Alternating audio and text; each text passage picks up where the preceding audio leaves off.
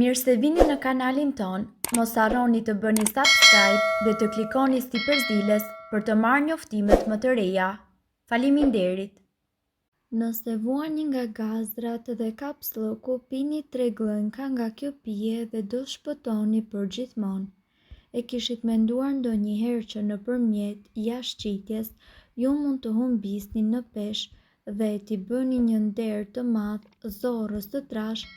Mund të mendoni se kjo fjali është qesharake, por në fakt është krejt e kundërta, pasi pastrimi i zorrës së trash është një mënyrë e shkëlqyer për të humbur peshë, por edhe për të përmirësuar florën bakteriale të zorrëve, për ta mbajtur zorrën e trashë të pastër nga toksinat dhe njëkohësisht për të lehtësuar të gjitha proceset e tretjes.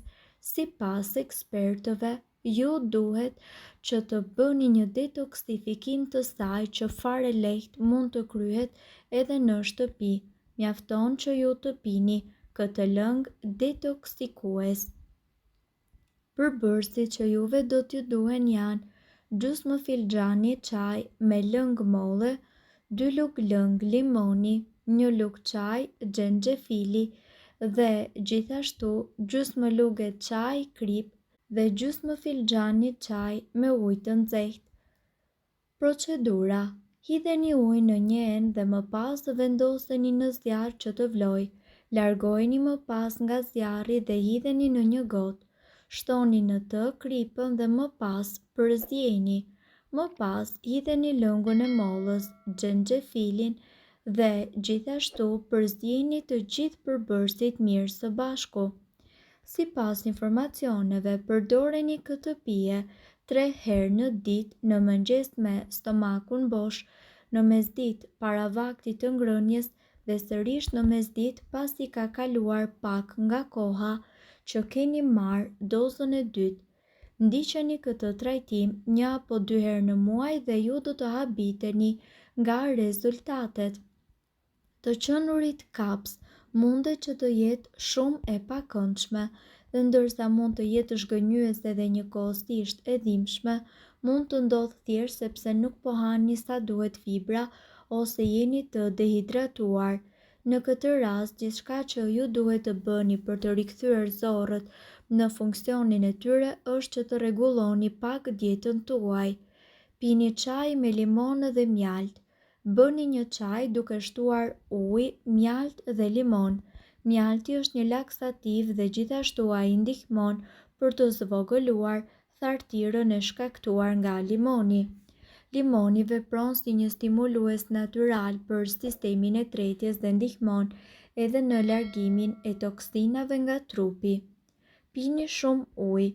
Burrat duhet të pinë të paktën 3.7 litra dhe gratë 2.7 litra ujë në ditë. Kjo sepse jashtëqitja e fortë dhe e thatë është shkaku më i zakonshëm i kapslokut dhe pirja e mjaftueshme e ujit do ta mbajë trupin tuaj të hidratuar siç duhet dhe do ta bëjë akoma dhe më të lehtë kalimin e jashtëqitjes. Ndërkohë, përfshini kosi në dietën tuaj.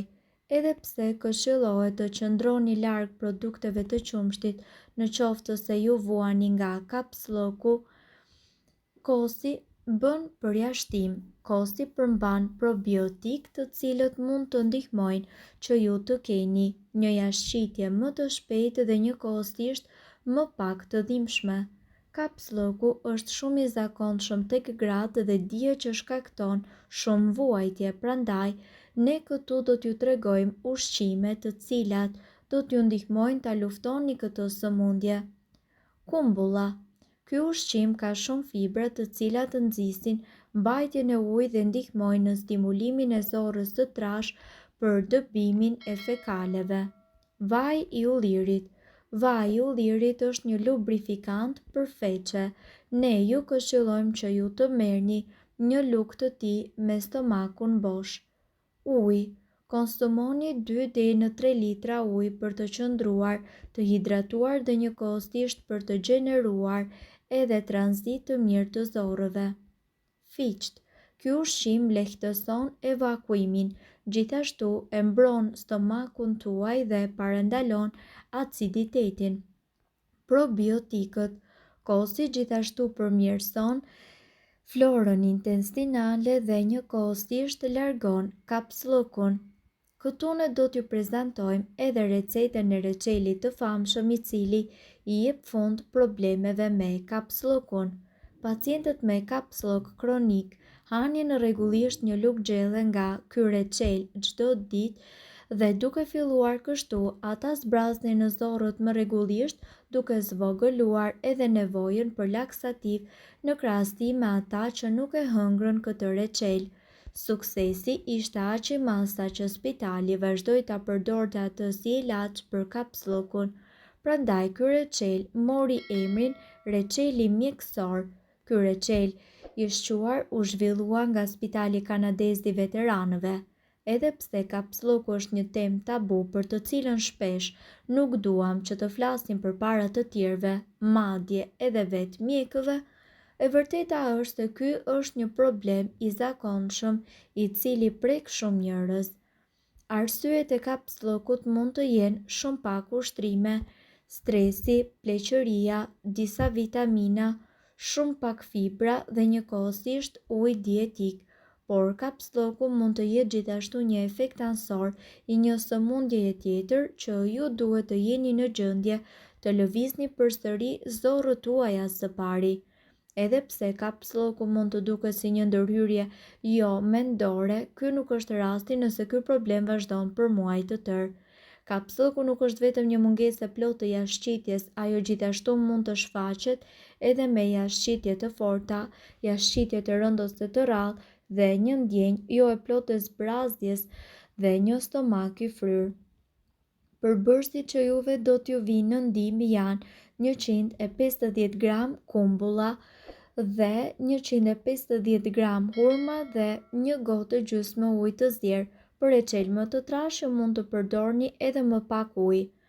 Priteni frutat e thata në copa më të vogla, vendoseni ato në ujë të valuar dhe gatuajini derisa kjo përzierje të fillojë dhe të trashet.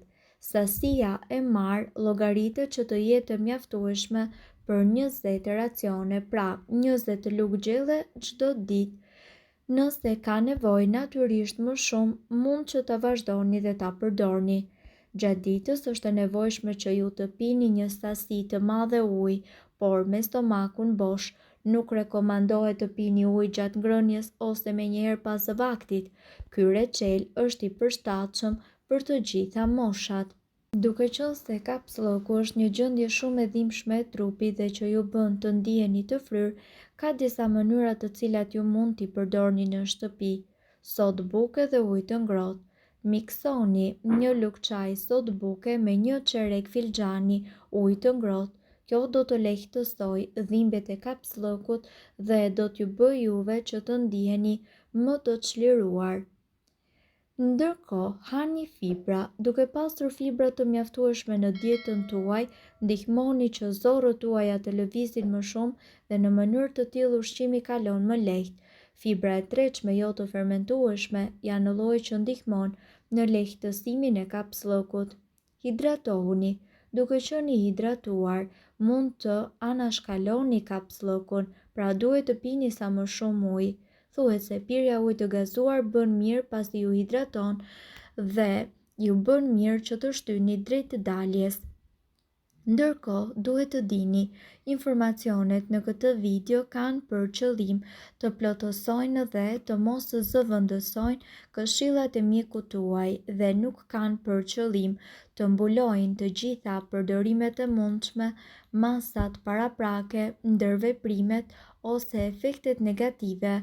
Informacionet në këtë video mund të mos i përshtaten rrethanave tuaja shëndetësore, prandaj para përdorimit konsultohuni me mjekun tuaj. Nëse ndonjë prej këtyre përbërësve ju shkakton alergji, e mira është që të mos i përdorni këto receta të mjekësisë alternative. Nëse doni të dëgjoni video tona që ne postojmë çdo ditë, kliko subscribe. Ju ftojmë gjithashtu të bëni like në video tona nëse i keni dëgjuar dhe pëlqyer ato. Faleminderit që e pat videon ton. Shpërndajini këtë video në profilin tuaj në mënyrë që të informohen edhe shokët tuaj. Faleminderit.